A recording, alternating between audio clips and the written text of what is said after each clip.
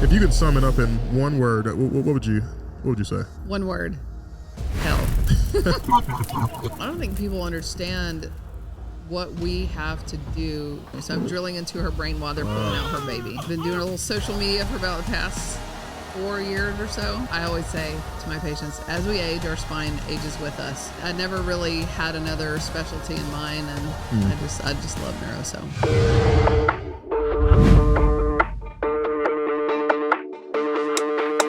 All right, guys, welcome back to the WebbMD podcast. Today I have a very special guest, and I'm excited to talk to her and about her journey into the field of neurosurgery, her job and role as a neurosurgeon, and just chat. Dr. Grunch, what's up? Welcome to WebbMD podcast. Thanks for having me. I'm excited. Absolutely. And first time in Texas or first time in San Antonio? First time in San Antonio. I got family in Galveston and Houston. Okay. Yeah, never been to San Antonio. Yeah, San Antonio is a good city. I've been here for about 20 years, like off and on.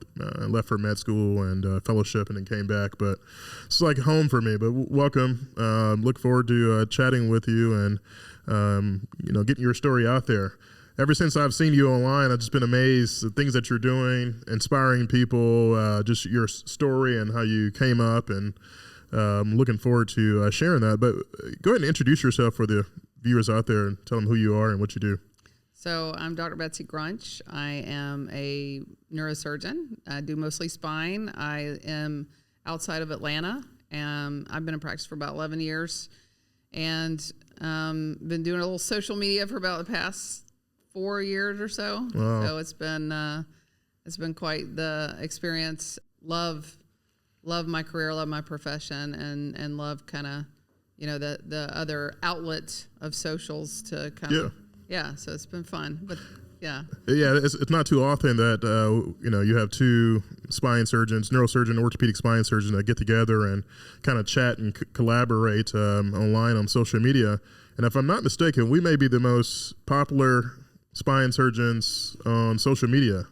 Maybe. You have a huge following. I mean, I have a huge following on YouTube, and I think so. Yeah, so you may be listening and talking to the two most popular spine surgeons in the world, which is crazy, all in one room. So, but yes, well, when you asked me to come, I'm like, of course, I got to come. I appreciate that. Yeah, it's definitely an honor to have you here.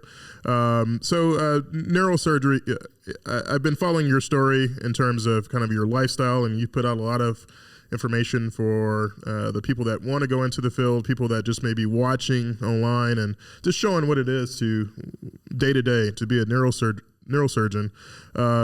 Did you always want to be a neurosurgeon, or just came along as time went on? I think everybody that goes into medicine probably has their own explanation or reason for going into healthcare, because it is either their family's been in it or whatever the case may be. For me, it really wasn't like that. For those that follow me kind of know my story, but just to kind of explain, I mean, my mom was a cop. My mom and dad divorced when I was young, so she kind of raised me as a single mom, and just seeing her, just loved seeing. I mean, she was a female cop in the 90s. It's kind of like being a female neurosurgeon. There's not many of us. So anyway, I just thought she was kind of a badass, and I wanted to be a cop actually. And she remarried, and then when I was 13, right before I was about to start high school, she was involved in a auto accident on the line of duty where her vehicle ran off the road, and she had a C4 spinal cord injury, and that just kind of changed the entire landscape of my life, and went through months and months of rehab with her. Having a mom that you always look up to now having a mom that can't walk and you have to feed and take care of her was just completely it was wild. So I became a certified nursing assistant. I learned, how to do all that type of stuff, take care of her. And I was just really inspired by all the healthcare workers that took care of her surgeon, all the therapists, the whole rehab process. And I thought, okay, all these people out here, we went to the Shepherd Center, which is one of the most renowned spinal cord injury rehab places in the entire world. So to see just the magnitude of all these people, young people with injuries to their spine, and just thinking that there's no hope for recovery was just something that I was just like, I feel like this can't be right, and I want to learn more about it. And so I started shadowing her neurosurgeon when I was in high school, and just decided that I wanted to take care of people with spine issues. So that's basically it. Yeah, that's incredible, and it's always it's usually something that kind of inspires most to head down a certain path and go into certain particular fields. But when you were in medical school, you mentioned that being in high school. When you were in medical school, did you still say, hey, I want to be a neurosurgeon, or were there other specialties that you were kind of considering at that time? Yeah, I thought that I wanted to be a spine surgeon. I didn't know which path I wanted to take. I loved neuro, but I kept my mind open. I mean, I think as being a student, I was like, okay, I want to like kind of see what else. I really liked trauma. Yep. I liked orthopedics.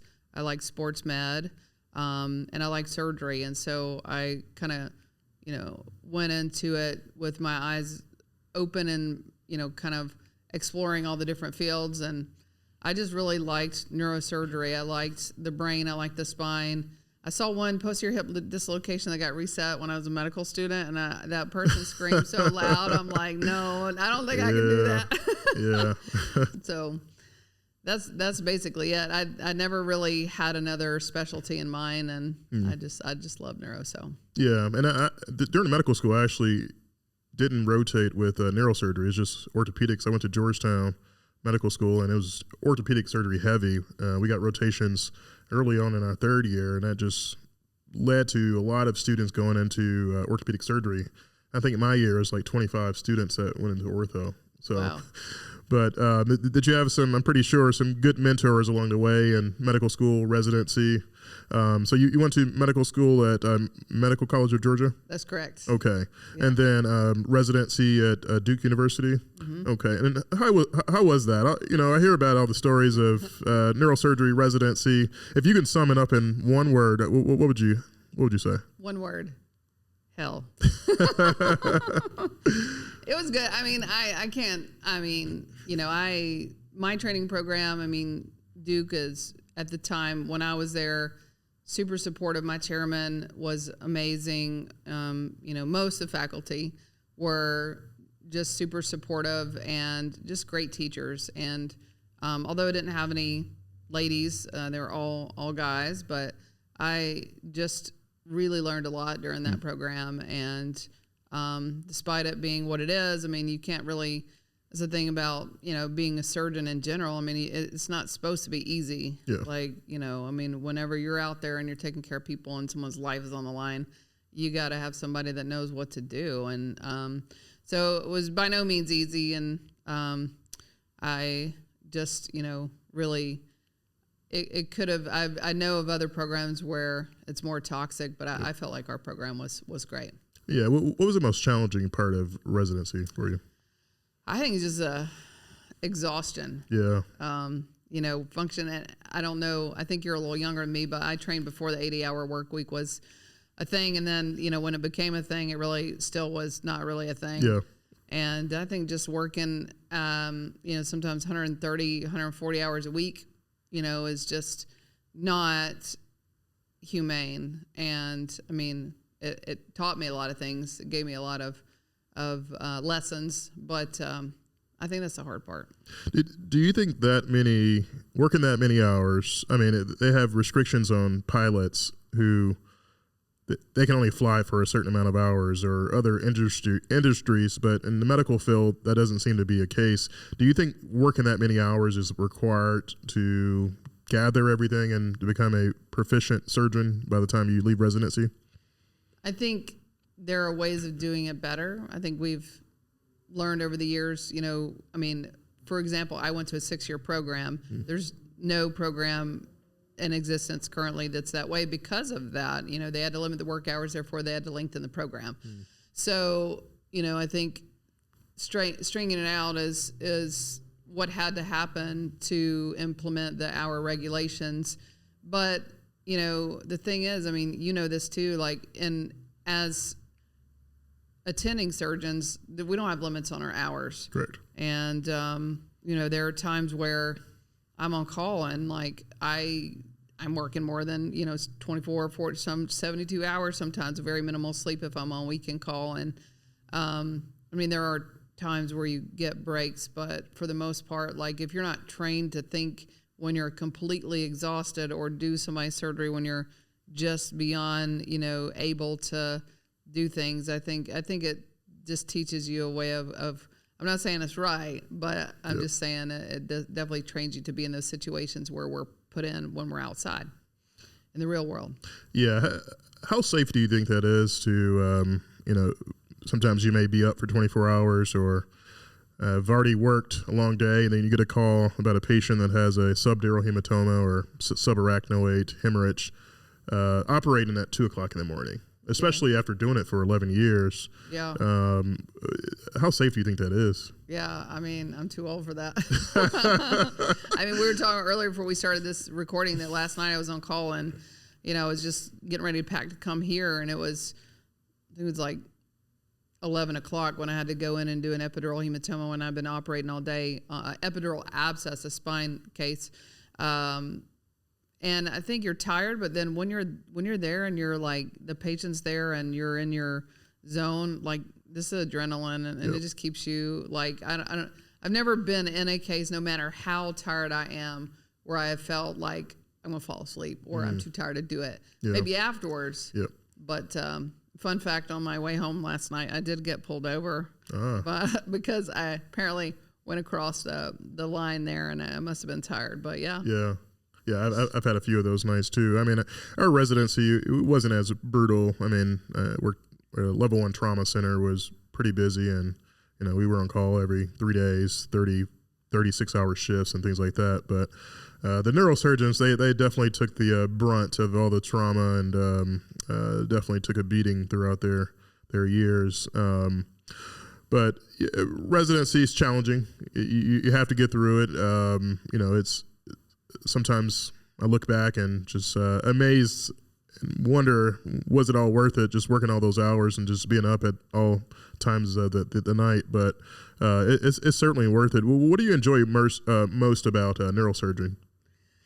I just love being able to come into someone's life at the worst moment of their life and taking that moment and turning it into, something more powerful and pushing the kind of the limit of the human existence and being able to take someone on the brink of death and saving them. We don't always save them, but it's truly like an honor to be able to be in someone's life at that moment. And there's nothing else like it.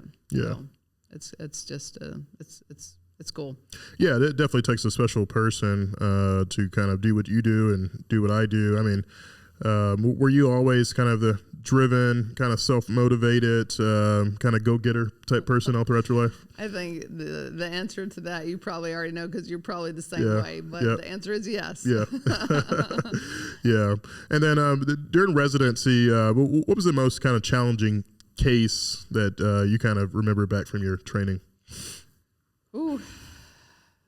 Most challenging case in residency, I just remember, I don't do any skull-based surgery now, but I just remember one case that we did where I was the chief resident scrubbed into a vascular bypass case. So that's like, for people that don't know neuro, it's essentially where somebody's blood vessels to their brain is like closed off. So you're having to reroute new blood vessels. So you're sewing these teeny tiny little things to the brain. It was like a 27-hour case. Jeez. And I was just like, completely exhausted, but like it's crazy. And it's crazy that I don't do cases like that anymore. The longest case I probably do is maybe like 12 hours, like a deformity case or something like that. But just to be involved in those kind of crazy, complex, like, textbook cases was wild.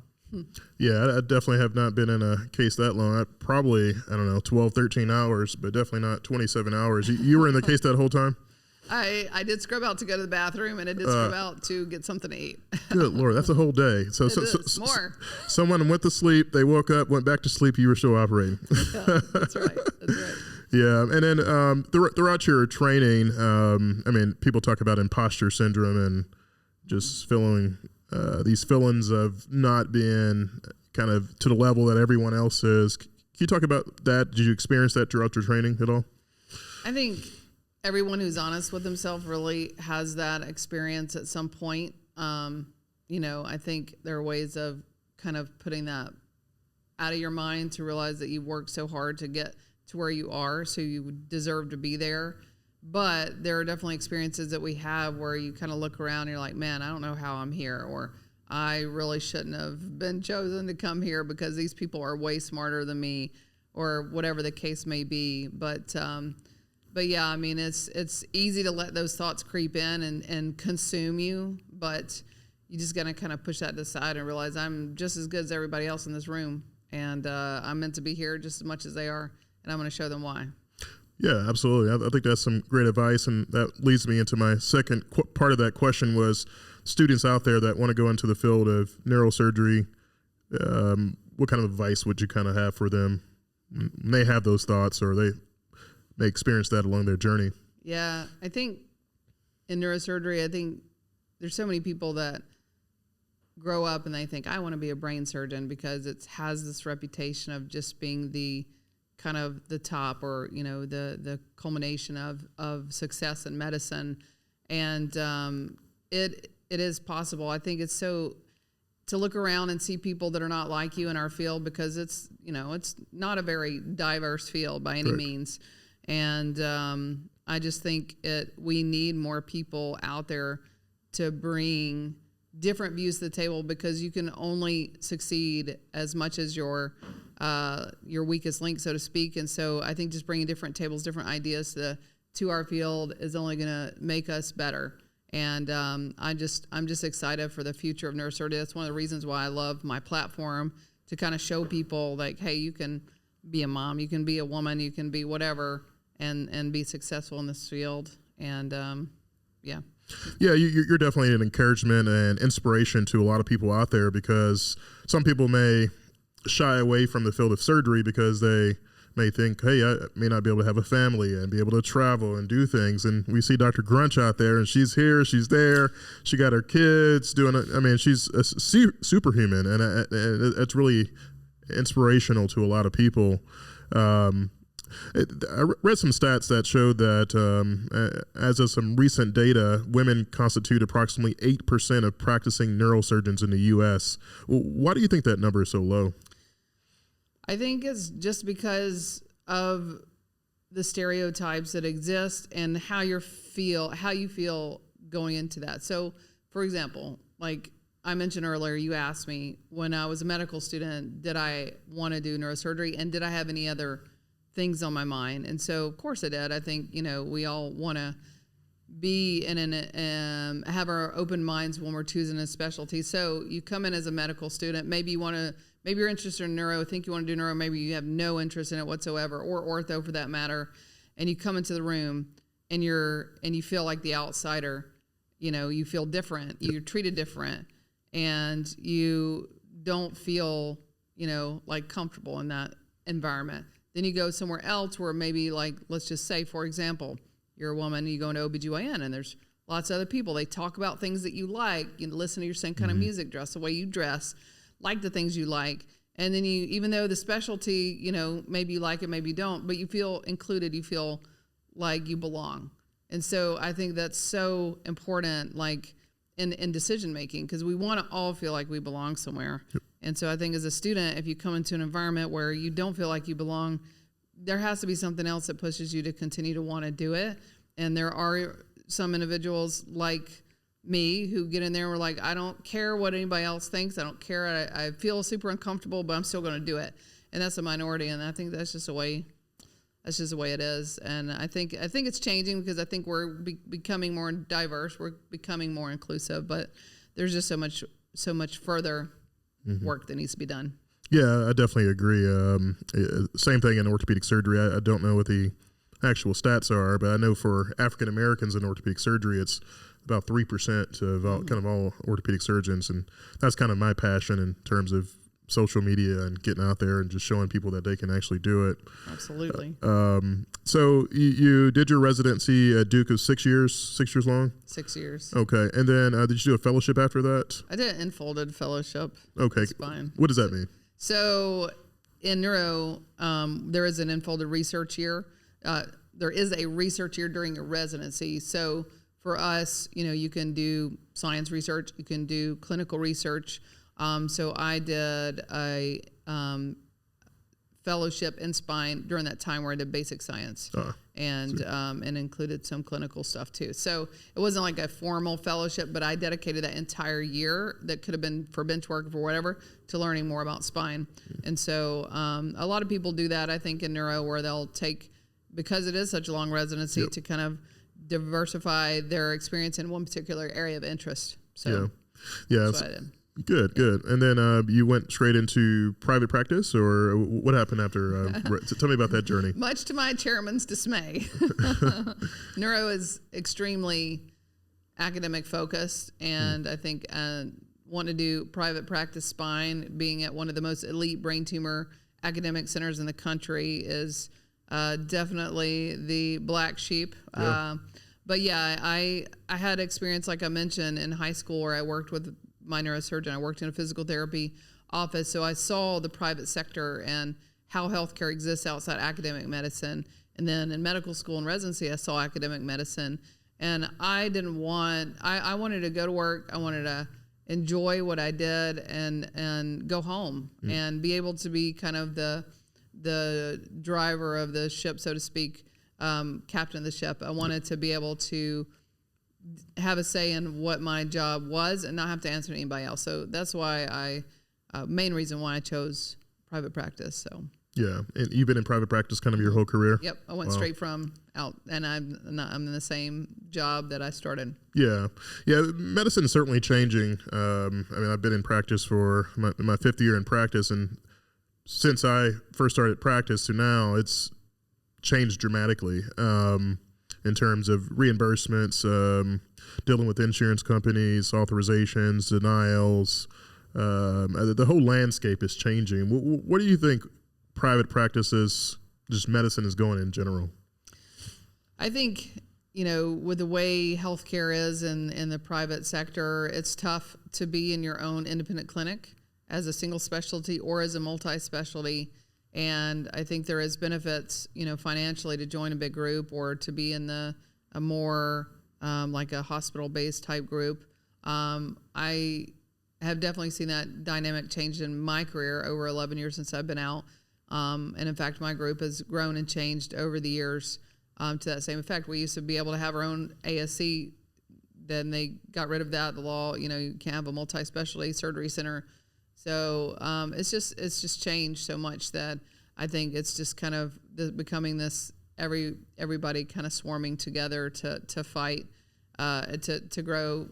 So I don't know. It's definitely a interesting dynamic to navigate in the private world. So yeah, it's becoming harder. I don't know of any other profession that actually pays the people that work in that profession less and less.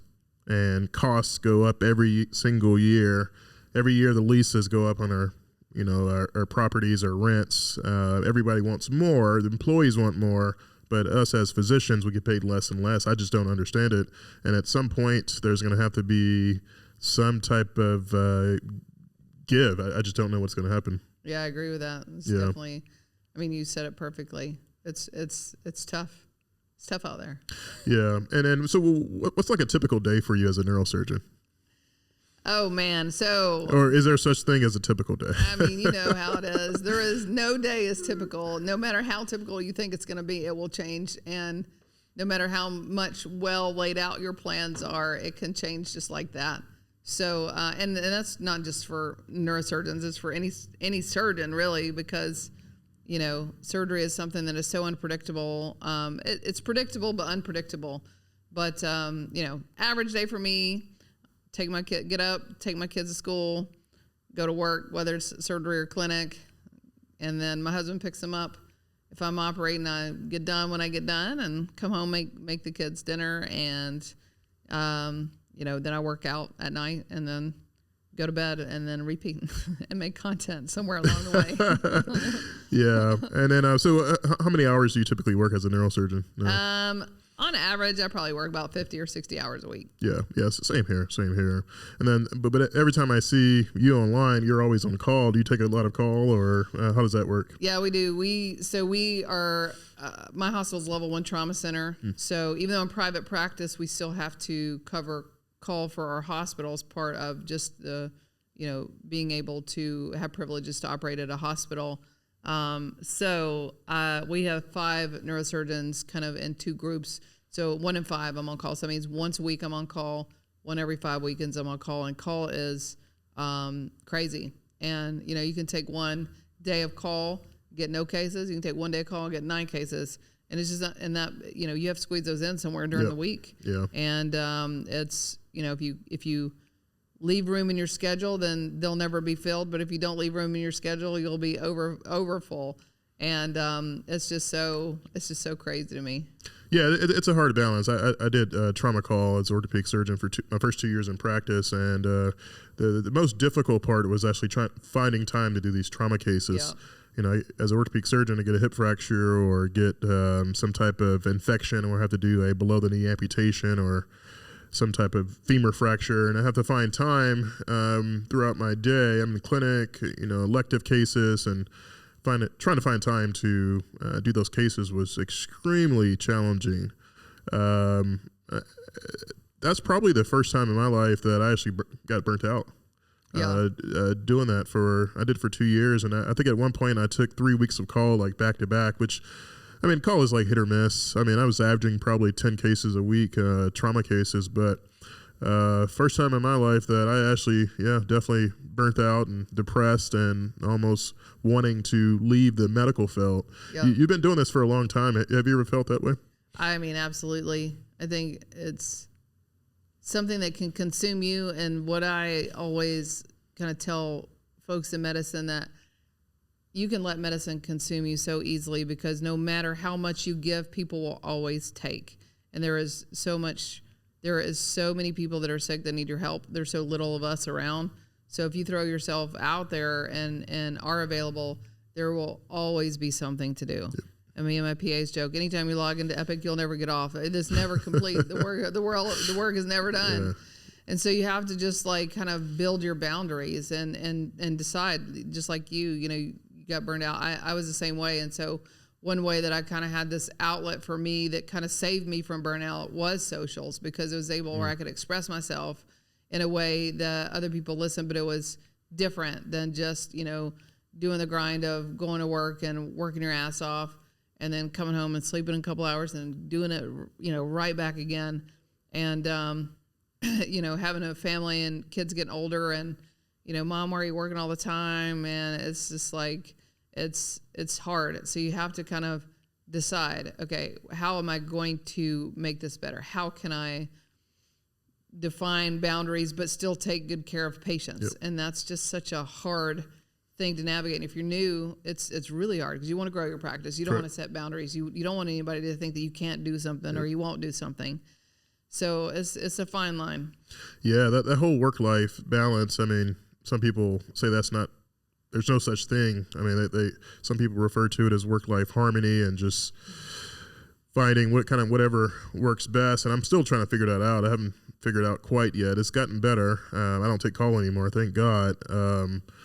Otherwise, I probably would not be in medicine. I just don't know how you go about it and do it so long. I don't know how sustainable that is, especially just getting calls at 2 o'clock in the morning. You've been practicing for 11 years. If I got a call at 3 o'clock in the morning, I would be upset.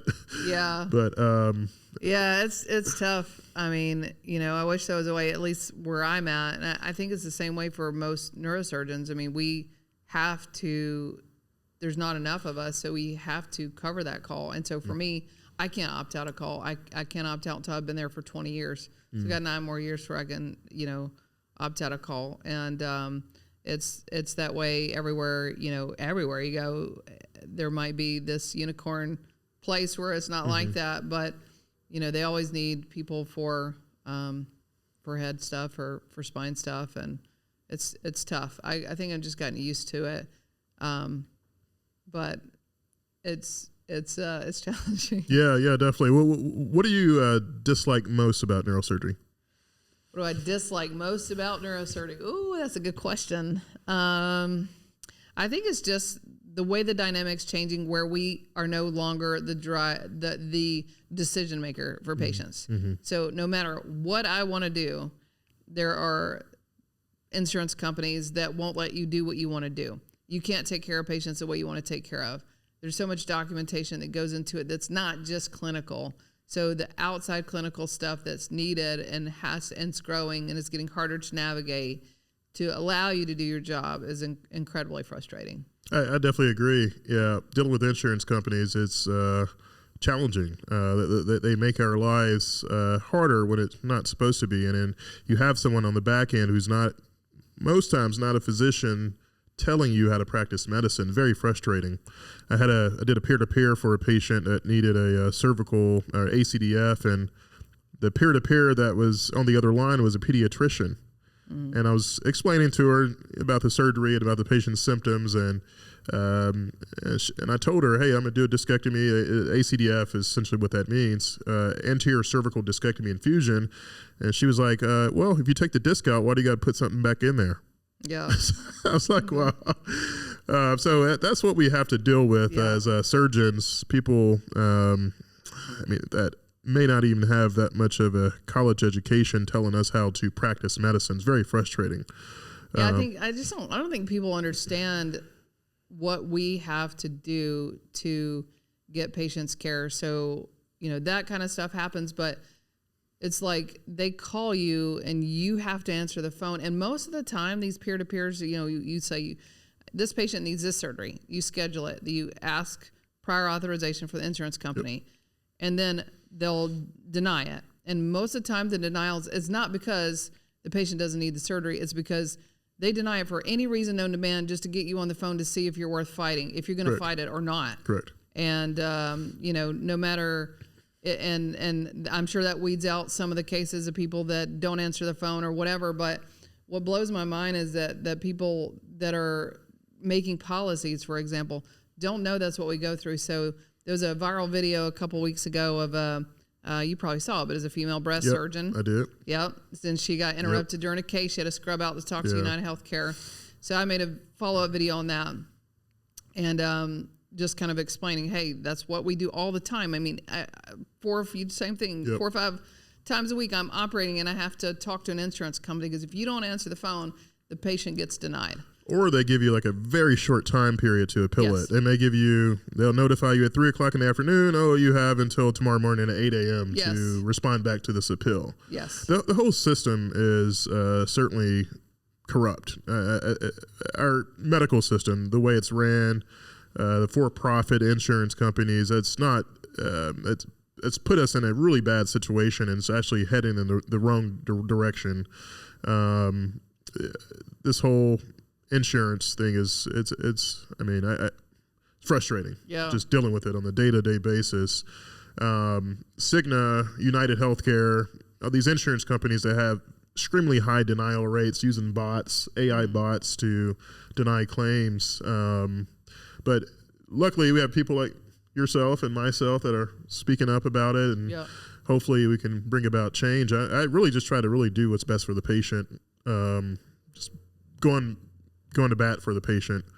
We deal with the same thing with fusion operations. They want you to send the patient home and can't get inpatient authorization. I mean, it's just crazy. Yeah, it's just frustrating. I mean, for the most part, most surgeons do what's right for their patients, and sometimes you have someone out there that's not doing that, but that's not the norm. But the norm for insurance companies is this, that we fight every single day, and like you touched on earlier, now we're having to hire more staff to cross every T, dot every single I before we submit it, so that's making our costs go up and their profits are going up.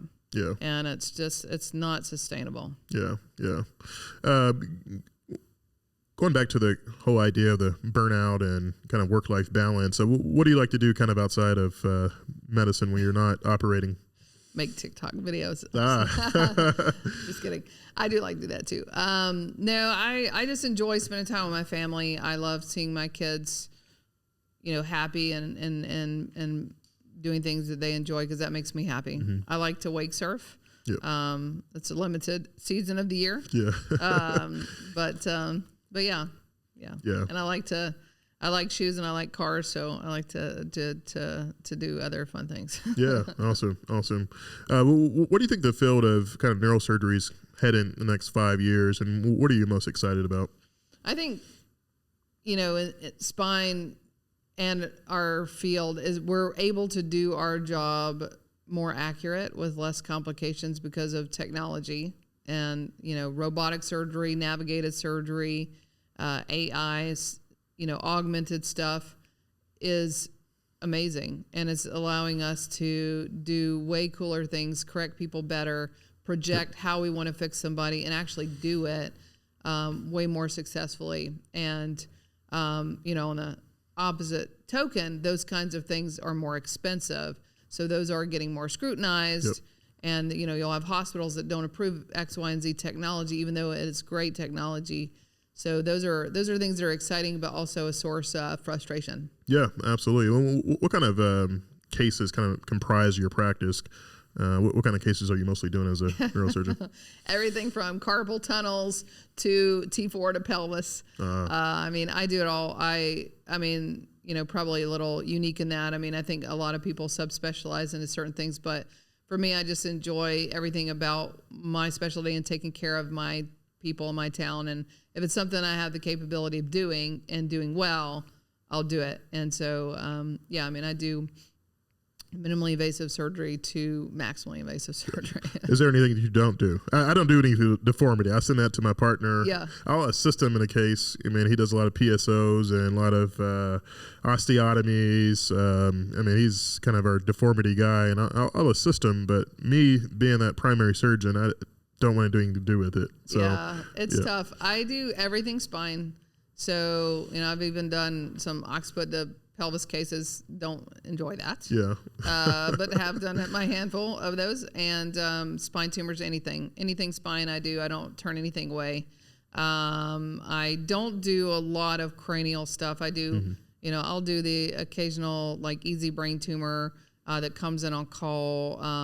Skull-based vascular stuff I don't do. But yeah, for the most part, being at a trauma center, you get some crazy stuff that comes in, and you're the only one there. So you got to. Well, what's the craziest thing that comes to the mind? Craziest case that you recently encountered? Oh, gosh, there's been a few crazy ones. I had a couple years ago. I had a patient that ruptured an AVM while she was in delivery. So I had to bring her young woman. Obviously, she's delivering.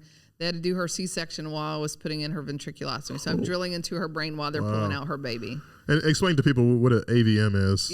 Arterial venous malformation. Yeah, arterial venous malformation. So during labor, obviously, you're pushing hard. Blood pressure goes up. And she had a blood vessel in that abnormality in her brain ruptured that she had no idea she had. Yeah. And went unresponsive during labor.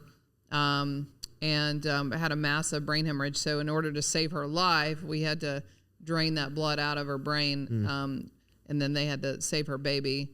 So that's probably the craziest thing that I've taken care of. But there's been a lot of wild stuff. Yeah, I bet.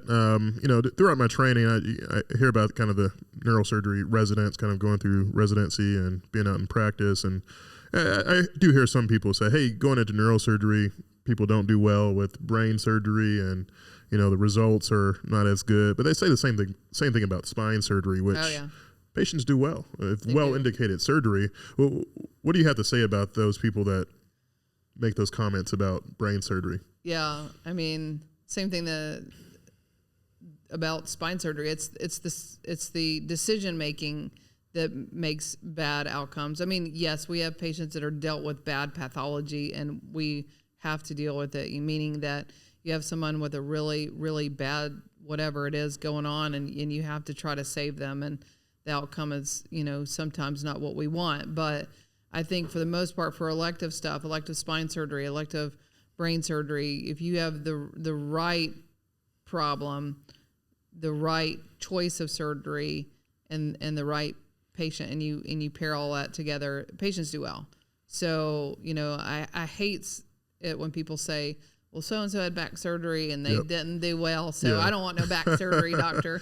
Well, it's like, we can't, it takes a compassionate surgeon who really listens to the patient, knows their socioeconomic status, what they can handle, their comorbidities, what their body can handle, and deciding what surgery is best for them. And sometimes the answer is no surgery. Correct. And and it takes a lot. It's just a lot of learning and a lot of experience to know when to say no and to know when to change your mind. And, I know you're 5 years out, but I feel like I'm still learning that 11 years out and making better decisions now than I did when I was at your stage, because I've seen, okay, if I have this really sick old lady with osteoporosis, I have no business doing that surgery on her. And even though she's crying in my office and wants help, I can help her best by not doing that. Correct. That was you hit it right on the nail. That was the hardest thing for me, is actually saying no to patients. You get good training, go through all your training, then you get out and practice. You want to go out there and save the world. Yeah. But you soon realize that you just really can't help everybody. Yeah. And that's the hardest part of my job, is actually telling a patient no. I mean, just that intuition, you're looking at their comorbidities, just things do you pick up on in an office when you meet with them. That's the hardest thing, and it sucks. I had a young patient, 40-year-old female, came to my office with severe neck pain. She hit her head like in the pool while she was swimming. And she went to her chiropractor. Chiropractor told her that she tore all these ligaments in her neck, and the chiropractor recommended like stem cells and PRP and all these adjustments, trying to put her head back in place. Patients like that, and she just looked at me. I told her, I'm sorry, there's nothing on your MRI that I can possibly make better. I just can't help you. And it was frustrating, and it was also, I don't know how to navigate those situations like that. Is you want to help people, they're in pain, but there's some things that we just can't fix as surgeons. Yeah, and I think there's ways of delivering it that's better than others too. And I think that's the part that you learn how to do better as you grow. You might have that patient, and then you're 1 year out, and you be like, there ain't nothing there, honey. You don't need surgery. Your neck is fine. Or ways of, like, as you get older, of saying, yeah, I know you're in pain. I'm so sorry that, you're suffering every day, and I want to help you, but I just don't think there's anything that I can do that will benefit you at this time. And just delivering that message and being more compassionate about it is something that you grow and you get better at. Absolutely. Thoughts on chiropractors as a neurosurgeon? I think that's a gray space. I think it's so easy to stereotype chiropractors. I think you'll have good ones and bad ones. You have good spine surgeons and bad spine surgeons, and it's so easy to judge. But that specialty is so diverse in their training and what they can do, and I think they have a role in medicine and conservative management. But there definitely is, ways of overstepping that role and taking advantage of patients and taking money from them for better, or less words. But it's tough. But I think as spine surgeons, we also see like the bad. Mm-hmm. So we see when something goes wrong, right, and we don't always see the victories. And that's easy for us to sit there and point the finger, but it's just the same as them. They probably see our bad, correct, and maybe not always see our good. Yeah, I definitely agree. I mean, for patients that come to my office and they ask me about it, conservative treatment. I mean, try physical therapy, try working with a chiropractor, try some medication, some activity modification to kind of avoid surgery. Surgery should always kind of be used as a last resort. But just like you said, there's good chiropractors out there. There's some aggressive ones, mm-hmm, going to go in and pop you and pull on your neck, the Y strap. Yeah, oh gosh. All these things that are online. But yeah, there's some good ones out there. And I refer patients to chiropractors, the ones that are gentle and they spend time with them and they do some conservative modalities before surgery. But yeah, I think you're absolutely right. There's some good ones. There's some bad ones, aggressive ones, just like surgeons. This whole kind of Y strap thing, I did a video about that a couple years ago, and it just went viral. I think it's up to like 18 million views right now. As a neurosurgeon, should people... I've seen that video. Y strap, and what are your thoughts about that? I just don't see how that is like yanking on someone and, is how that's a good thing. I just don't, that just doesn't make any sense to me. And not only with the ligaments and stuff in the spine, but in such an abrupt, sudden jerk, it's just so dangerous. Yep. And what's the benefit there? What are you getting out of it? And I don't see it. Maybe a thrill, or I don't know. Snap the pop, the whatever. Yeah. I mean, there's some reports out there, kind of vertebral artery dissection, which I guess is very low incidence. Have you seen that in your career? Oh yeah. Okay. Oh yeah. I see dissections a couple times a year. I had a young girl pass away. I mean, it's probably one of the saddest cases I've taken care of. Was 26-year-old woman who had a vertebral artery dissection from chiropractic manipulation and passed away. Wow. And it's just devastating, And I saw this video or something on socials yesterday about it. I think a patient I think it was in England that passed away from that. And, oftentimes you'll have a patient that maybe has a dissection and goes to their chiropractor. So not necessarily saying that the chiropractor caused the dissection, but it's a diagnostic, decision that has to be made by the chiropractor too. Then I don't know if a lot of them have that clinical training to be able to say, hey, maybe this doesn't sound quite right and we don't need a manipulation, because that could make that potential dissection worse. And that's what happened in this case. So not always saying that they cause a dissection, but dissections are something that they're life-threatening no matter what happens. Yeah. And they can definitely be caused by any type of traumatic manipulation of the spine. Yeah, I agreed. And speaking about complications, as a neurosurgeon, as a surgeon, you're going to have complications. That they happen. Any surgeon that says that they don't have complications is not operating enough. Things happen. How do you deal with those? I really struggled coming out into practice, and my first few complications, it kept me up at night. It sucked thinking about the patient, wanted to make sure that they were doing okay.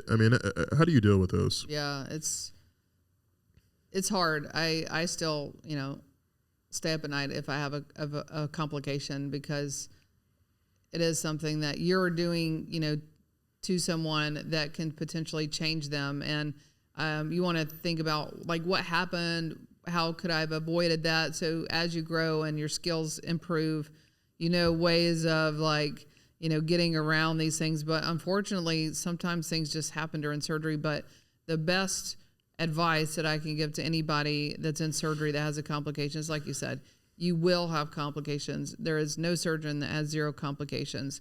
And you just have to acknowledge, you have to explain. You can't, deny or hide it. That's the worst thing that you can do. And just be honest and care and, and just pay attention to the patient and making sure that whatever happens, that you correct it, you address it immediately, and do the best you can to make it better. And, that's all we can do. Yeah, I definitely agree. Favorite surgery, spine surgery that you have? I just love me a good ALIF. ALIF. Me too. One of my favorite surgeries. Yeah. It's just so satisfying. Yeah, definitely. I really enjoy the time just hanging out, letting the vascular surgeon do his thing. I come in. It's beautiful. Agree. They close, we leave. One of the best surgeries. Get in and get out, but you have somebody that opens and closes for you. It's Can't beat that. Yeah. Patients do great. Exactly. They do fantastic. Yeah. What about brain surgery? Favorite brain surgery? I think a meningioma resection. That's like just a benign brain tumor. Usually super easy to remove. I also do love a good subdural hematoma. Although those can also go badly very quick, but satisfying. That's a blood clot on the brain, so a traumatic injury. Someone hits their head and they have bleeding on their brain. You can just open it up, save their life, and it's just such an adrenaline rush. But I don't like those because those always want to come in at like you said, 3 a.m. and really cramp your style. Yeah. For the people out there that doing a subdural hematomic, you describe kind of how you do that. You use a little drill or burr. Yeah, we shave the head, part of as much hair as we need. We flap the skin back, put holes into the skull, and then kind of use a circular drill to make a complete circle to remove the skull in one piece. And the subdural is it's not in the brain, so it's under the dura or the covering of the brain and the brain. So you open up the cover of the brain, and then you have this big clot there that you can evacuate, and then you close up. So it's kind of, it's usually if it's an acute subdural, it's life threatening. So there's this rush, go, like that adrenaline rush. The patient's life is on the line. You get in there and you get that off and you take it off, and then it's like all of a sudden everything gets quiet, and then it's cool. Yeah. It's calm. We're good. Yeah. So if you're getting a call at 3:00 in the morning, you're heading right in. Yeah. And then, how long it took cut time, probably? I mean, we try to get everything within 30 minutes. 30 minutes. Wow. Those are the fast ones. Sometimes it can be, 45 minutes, 60 minutes, but that's, you want to try to, time his brain. So the quicker you get in there and open and get that clot out, the better the patients do, and the more likely you're going to save them. So, but then, it's satisfying, but it is certainly an adrenaline rush when you're not expecting it. Yeah, definitely. Anything new in the field of spinal cord injury, like stem cells? What are your thoughts on all this stuff that's coming out now? And yeah, I think it's interesting. I love to learn about all the new technologies and stuff that helps. I mean, one of the things that I have kind of seen at conferences recently that's kind of fascinating is the thought process of, at least with acute injuries, is like duroplasty, and given when coming from a neurosurgeon mindset. So if we have a patient that has a head injury, their brain swells. So they can die from that swelling. So we open up the skull, we open up the covering of the brain to give room for the brain to swell. And spine is the same thing. You have an injury to the spine, boom, the spinal cord swells. And but we don't do it like we do brains. We don't open up the dura and allow it room to swell. We just leave it closed. And so I think it's kind of fascinating to see some people do duroplasties for that. And then more long-term, kind of improvements in spinal cord injury is the role of neuromodulation in spinal cord injury. So spinal cord stimulation and improvements with that. And even, the Elon Musk Neuralink is fascinating. Yeah. So we'll see. Yeah, a lot of great and exciting things coming up in the future. Yeah. All right, Dr. Grunch, a little case presentation here. Orthopedic spine surgery and neurosurgery collaborating on some cases here. So this is actually a patient I saw probably about 2 weeks ago. 71-year-old gentleman, has high blood pressure, otherwise fairly healthy. He came in because of I have a lot of patients that come in off of YouTube. Yeah. Just travel in to see me because of social media. Yeah. But anyway, he's from Lufkin, Texas, which is like 3 hours away. But he really came in mostly because of his back.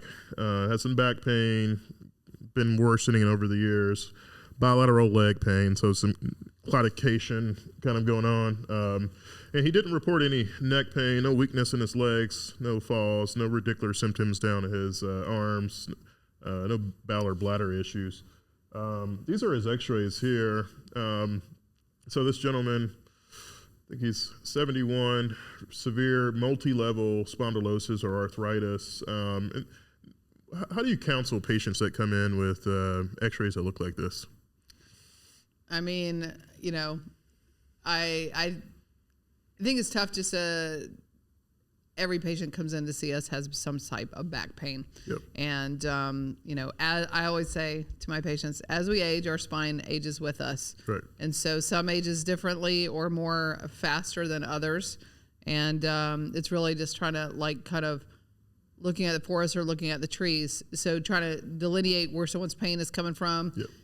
You want to try to figure out, is it the whole spine because, this person has scoliosis and some osteophytic changes throughout the spine. And so, or is it some particular level?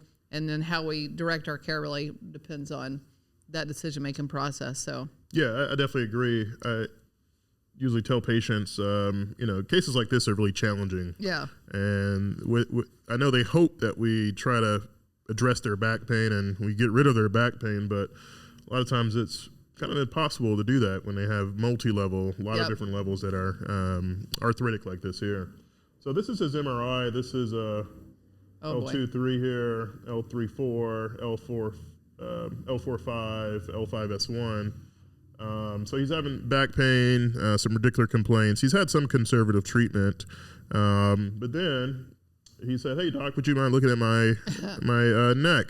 I came way down here. I want you to look at my neck and my back." So he had some arthritic changes in his neck, some loss of cervical lordosis, a lot of facet disease here on his AP and lateral of the cervical spine. And then I looked at his MRI, and I see this here. C2, 3, 3, 4, 4, 5, 5, 6. Got some cord signal changes there, and then 6, 7. So this gentleman is no neck pain, no radicular complaints. He is not myelopathic. He's neurologically intact. His main complaints are his back and his legs. What would you do for someone like this? How would you? What would you recommend to him?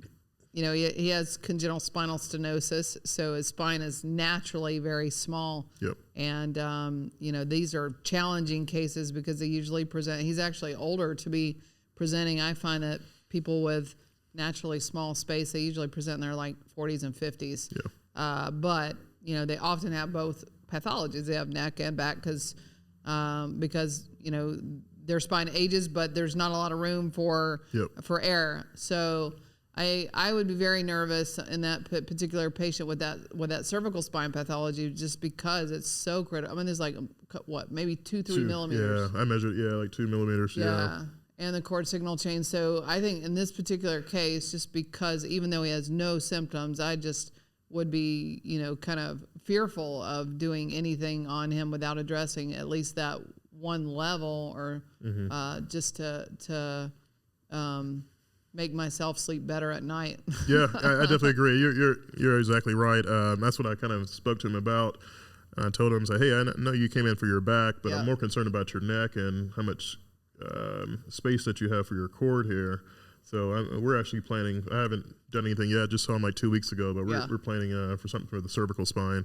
Got a CT scan. I'm not sure if you routinely do that. I do. I would probably look and see if that was calcified or not, and how you would attack that. Correct. Yeah, if it's definitely calcified, I would definitely just go all posterior. Yeah. And posterior lami fusion, and then address his back after that. Yeah, I agree with that. Yep. The second case is a 44-year-old male. He's actually the like a president of this tech company here in town. Really healthy guy, really nice couple that came in. His main complaint was this neck pain that radiated down to his arm, kind of in a C6, C7 distribution. He went to a chiropractor, had some worsening pain right after that. He had failed conservative treatment, had some ESI, some PT, otherwise neurologically intact.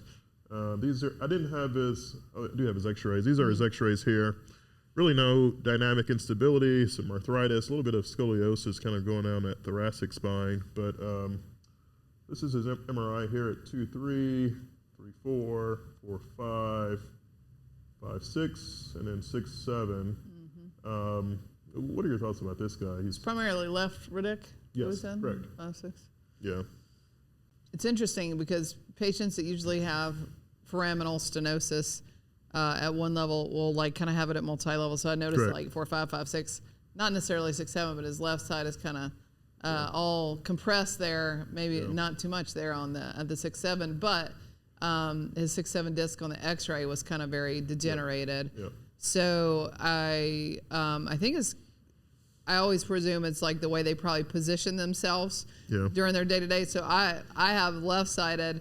I have limited range of motion on my right side because I'm always looking at fluoro this way. This is how I stand every single day. So my whole right side's jacked up. Yeah. But I think we all have that kind of stuff. But I think for this patient is a little challenging. But I think it just kind of depends on where you think the isolated symptoms are. It could even consider like maybe even a foraminotomy if it's purely radic. But if it's neck pain and stuff, that might be a little bit more challenging to get away with trying to attack a more isolated approach since he does have multi-level disease. But Yeah. Maybe even a disc replacement might be a reasonable option. Yeah.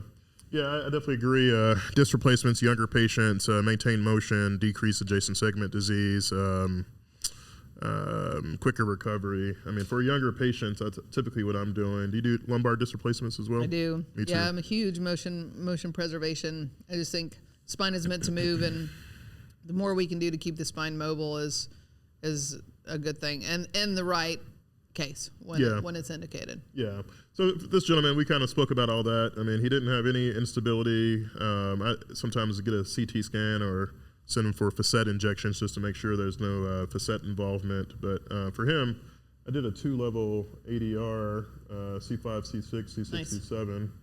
And he's doing great. He's doing fantastic. Radiculopathy went away. He's back to work. No issues so far. Yeah, looks great. Yeah. Love that. This last case here is a 56-year-old female. Yeah, so her chief complaint was neck also and left arm pain. She has a long-standing history of neck pain. Very nice lady. She's been having some issues with some arm numbness, tingling, weakness, trouble buttoning up her shirt. She works a lot for work and hasn't been able to work because of the pain. She did fail conservative treatment. This is her exam here. Has some weakness on the left side in her deltoid, brachioradialis, and triceps. She had positive Hoffman bilaterally. This is her MRI here at 3.4, 4.5, 5.6, and 6.7 here. And as part of my workup, I typically get CT scans. I had a case that really just changed the trajectory of that. It was actually an AVM also, but in the cervical spine. My senior partner, who since retired, he said, "Hey, I got this case for you. This lady coming in. She's myelopathic, and she probably needs like a corpectomy." And I looked, it didn't really look right. So I was looking through her CT scan, and the vessel seemed a little bit weird. So I got a CTA, and that's really the only thing that picked it up. She had huge AVM, like a type 2, I believe, AVM. So we had to coil it and things like that. So for my preoperative workup, I get CT scans. And for this patient here, shows this OPLL. How would you counsel this patient? What would you do for her? Yeah, I mean, OPLL is, where the posterior ligament's calcified, and those are challenging cases to come through the front because the dura is often like pretty much one with the ligament, and those can be, an anterior CSF leak is a nightmare, really. Worst case scenario really is a spine surgeon. I would recommend, if we did decide to do anything, it would have to be something posteriorly for sure. Mm-hmm. Yep. So whether that's laminectomy or fusion, I think it depends on kind of what we're thinking with what's going on. I can't remember exactly, but she definitely she's symptomatic of her cord compression. So probably fusion. That's exactly right. For OPLL, I'm definitely not going anterior. So I did a posterior cervical on her, and she's actually one of my happiest patients. Did well, no issues postoperatively, back to work, and not having any issues. So. For spine surgery, I'm curious.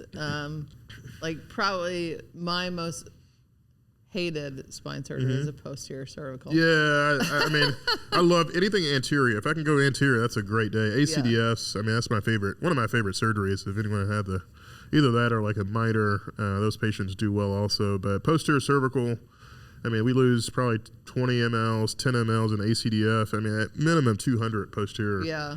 It's just a lot more blood loss, a lot more painful. Positioning. Positioning, correct. Yeah, so anything for me, I guess more than 3 levels. I've gone away from 4-level ACDFs. I don't know, just the fusion rate. Is that kind of how you approach it as well? Yeah, I usually go posterior if I'm doing more than 3. Sometimes I'll take a dab at a 4-level ACDF, but that's very, very unusual for me unless it's like just having to absolutely do it for some reason. But posterior cervicals are great. They usually do well. They're just like from a surgeon standpoint of ergonomics for us, positioning, length of stay, patient's happiness right after surgery. Those are the challenges. Yeah, definitely challenging for the surgeon as well. I've been dealing with a lot of neck pain, had some really long cases, and in this position here for hours on end, and actually got an MRI. I had some foraminal stenosis in my neck, so... I herniated a disc a couple of years back doing a lateral fusion. I had the slide that got stuck Oh, geez. And I couldn't get it out because the patient's facets were like sandwiched in. And so I was like trying to slap a slide out with a very not well-made slap hammer and herniated a foraminal C6-7 disc about 2 years ago. I had triceps weakness. Jeez. I mean, the whole thing. But anyway, I did not need surgery, thank God. I managed it conservatively. Had a cervical epidural. Yeah. That was interesting. Yeah. But yeah, I think spine surgeons were so hyper aware of our own posture. Yeah, definitely. I mean, the ergonomics can be challenging, but Dr. Grunch, I just wanted to say thank you. It's been a pleasure kind of speaking with you, and certainly an honor. I've been following your journey. I'm proud of you, and you're just really an inspiration for a lot of people out there, and just inspiring so many people. Where can people learn more about you, and how can they find you? So on most platforms, every social media platform, I'm Lady Spindoc, and yeah, I also likewise echo the same sentiments. I've been following you forever, and I love the content that you put out there, and showing people that people can look like you and me and still do this, and it's cool to see. So thank you for everything you do. Thank you. I appreciate it. Any new projects? I know you have your new clothing line. Can you talk a little bit about that? And where can people find some of your merch? So ladyspindoc.com. I just decided I love fashion. I love inspiration. Anyway, I just decided to kind of start a brand, so to speak, of just things where people can express themselves in spine, but also just in medicine and just in general. The people, you look good, you feel good, and it's just been something that I'm excited to bring to the table. It's just my new little project may fail, but we're having a good time doing it right now. well, definitely keep it up. We're rooting for you here in Texas, and I'm looking to see what's next for you. But thank you so much for coming down and spending time with us. And I'll definitely put some links in the description, show notes, the people that follow you. But everyone else, thank you for watching this episode of the WebbMD podcast. Make sure you subscribe, make sure you like, share, and we'll see you on the next one.